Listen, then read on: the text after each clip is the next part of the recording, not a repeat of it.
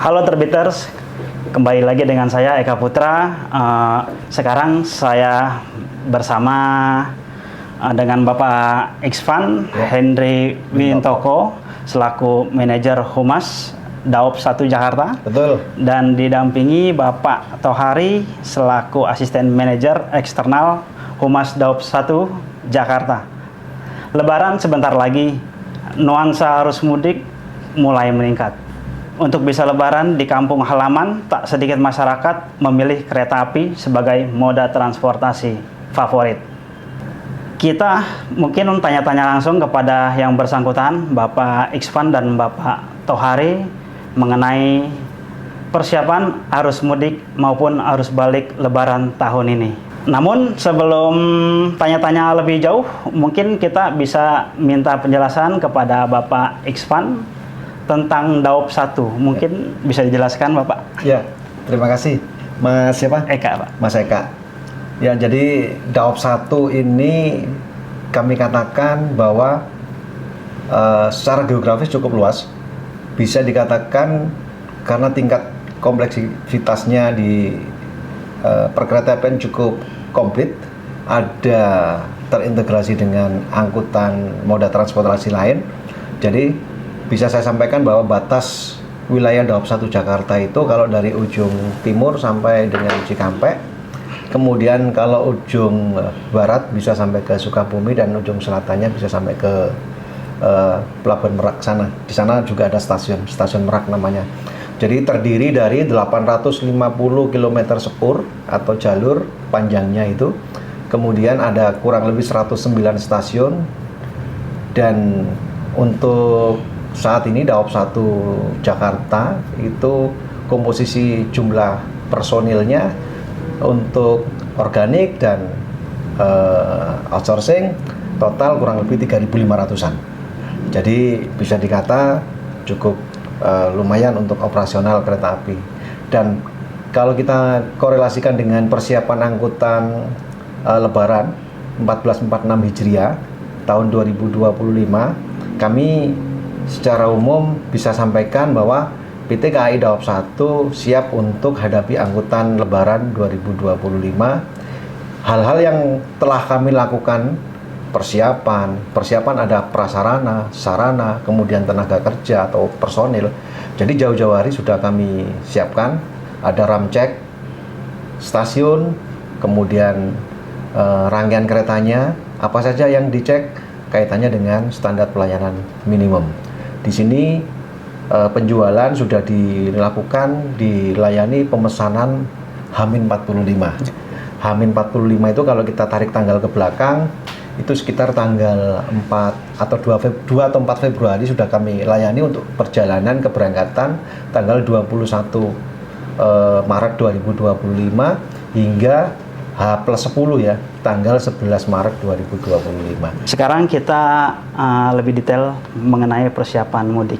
Ya, saat ini Pak, kereta api masih menjadi moda transportasi favorit Pak. Betul sekali. Nah, ini kira-kira apa yang bisa identitas itu bisa bertahan gitu Pak? Iya, jadi kereta api ini adalah salah satunya moda transportasi berbasis rel, di mana satu kereta api ini terdiri dari beberapa rangkaian kereta. Ya. Ada bisa sampai 8, bisa sampai 9. Di dalamnya kalau kereta api ekonomi yang tadinya pernah memuat sebanyak 106 penumpang, kemudian kereta api bisnis bisa sampai 80 penumpang, selanjutnya yang eksekutif 50 penumpang. Kemudian waktu demi waktu PT Kereta Api secara umum mengupgrade layanan dari kereta, stasiun, kemudian layanan-layanan lainnya. Seperti kalau kita ambil contoh ekonomi, yang dulunya itu jumlahnya 106, sekarang menjadi cuma 72. Jadi lebih lega, lebih nyaman, dan situasinya juga beda dengan yang 106. Kemudian ada juga kereta api eksekutif, jumlahnya tetap 50, namun sampai dengan saat ini sudah di-upgrade menjadi lebih baik. Main buka pintunya sudah pakai tombol otomatis. Ya, jadi kenapa kereta api sampai dengan saat ini jadi transportasi utama bagi warga masyarakat? Karena satu, ya, kereta api itu teratur dan terukur. Teratur itu urut-urutan jam keberangkatan, kemudian sampai dengan tujuan, kecepatannya nggak boleh di luar yang telah ditentukan. Ya, kalau misalkan kereta api ini mengalami kelambatan, bisa memaksimalkan kecepatannya sampai VOP itu untuk mengejar kelambatan. Namun tidak boleh melebihi kecepatan yang ditentukan. Kemudian itu yang teratur. Ya. Kemudian untuk terukurnya juga.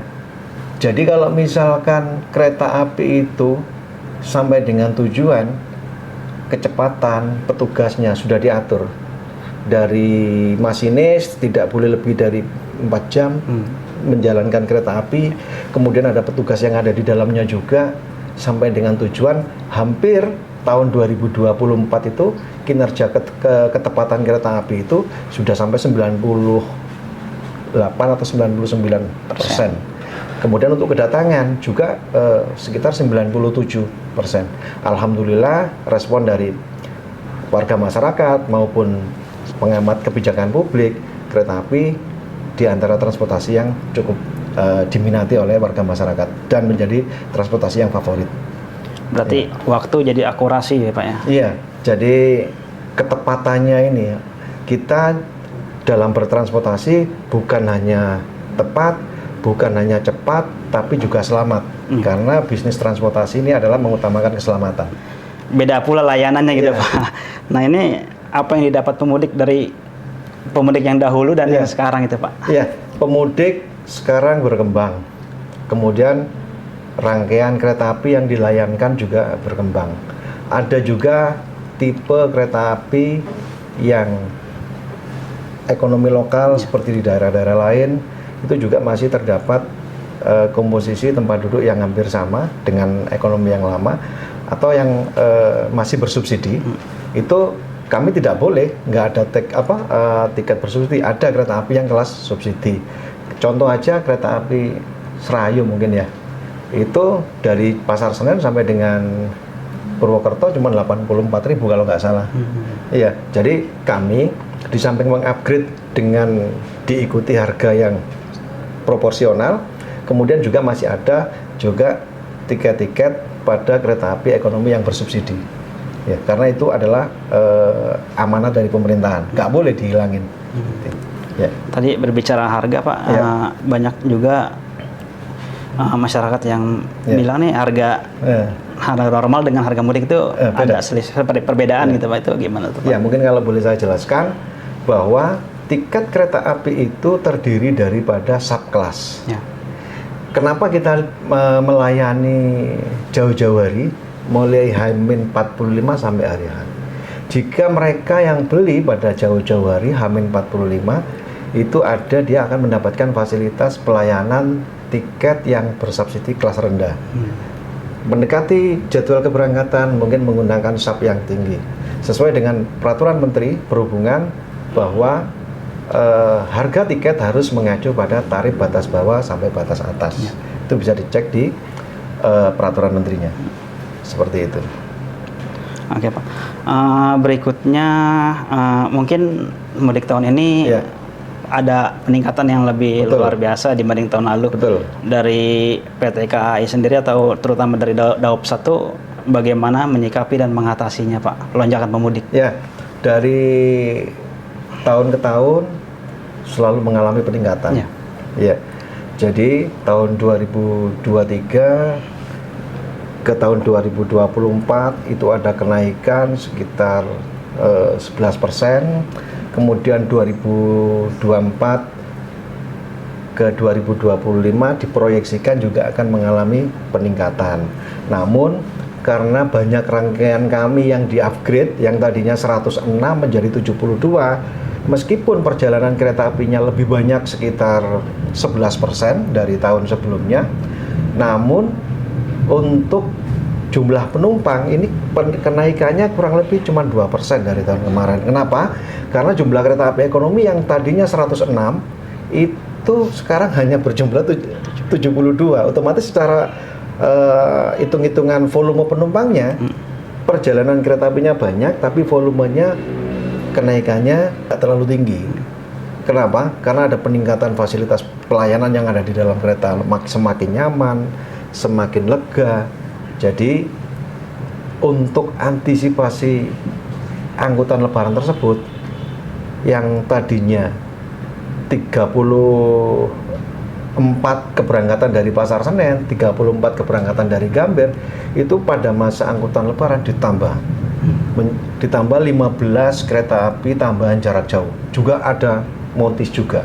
Montis itu motor gratis, program dari Kementerian Perhubungan. Dan juga ada program dari Kementerian BUMN bekerjasama dengan PT Kereta Api Tawang Jaya, fasilitas gratis. Dan sudah dibuka melalui aplikasi dan banyak sudah yang daftar. Memang untuk tujuan-tujuan favorit, tanggal-tanggal favorit, itu penjualan dari tanggal 28 sampai 31 itu sudah di atas 100. Ada yang 100, ada yang 102. Ya. Berarti salah satu solusi untuk mengatasi lonjakan tadi dengan menambah frekuensi perjalanan. Ada kereta api tambahan, begitu. Baik. Demikian obrolan kita Terbiters mengenai tentang informasi mudik bersama Bapak Iksvan dan Bapak Tohari. Bagi yang mau mudik, siap-siap, jangan sampai ada yang ketinggalan. Semangat beraktivitas, Terbiters!